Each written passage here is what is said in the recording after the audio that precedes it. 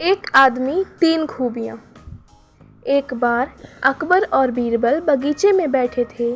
अचानक अकबर ने बीरबल से पूछा, क्या तुम किसी ऐसे इंसान की खोज कर सकते हो जिसमें अलग अलग बोलने वाली खूबियाँ हों? बीरबल ने कहा, क्यों नहीं, मैं एक आदमी को जानता हूँ जो तोते की बोली बोलता है, शेर की बोली बोलता है और गधे की भी बोली बोल लेता है। अकबर इस बात को सुनकर हैरत में पड़ गए। उन्होंने बीरबल से कहा कि अगले दिन ही उस आदमी को पेश किया जाए।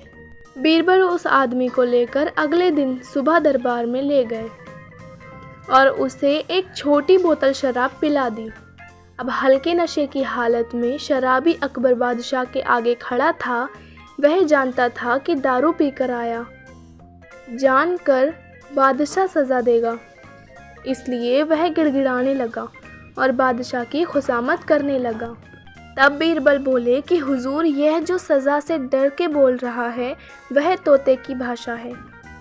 उसके बाद बीरबल ने वहीं उस आदमी को एक और शराब की बोतल पिला दी।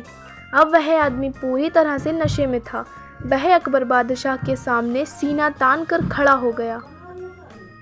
उसने कहा कि आप नगर के बादशाह हैं तो क्या हुआ, मैं भी अपने घर का बादशाह हूँ, मैं यहाँ किसी से नहीं डरता हूँ। बीरबल बोले कि हुजूर, आप शराब के नशे में निडर होकर ये जो बोल रहा है ये शेर की भाषा है। अब फिर से बीरबल ने उस आदमी का मुंह पकड़कर एक और बोतल उसके गले में उतार दी।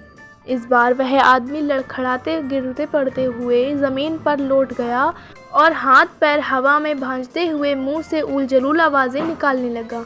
अब बीरबल बोले कि हुजूर, ये जो बोल रहा है वह गधे की भाषा है। अकबर एक बार फिर बीरबल की हाजिर जवाबी से प्रसन्न हुए और यह मनोरंजन उदाहरण पेश करने के लिए उन्होंने बीरबल को इनाम दिया।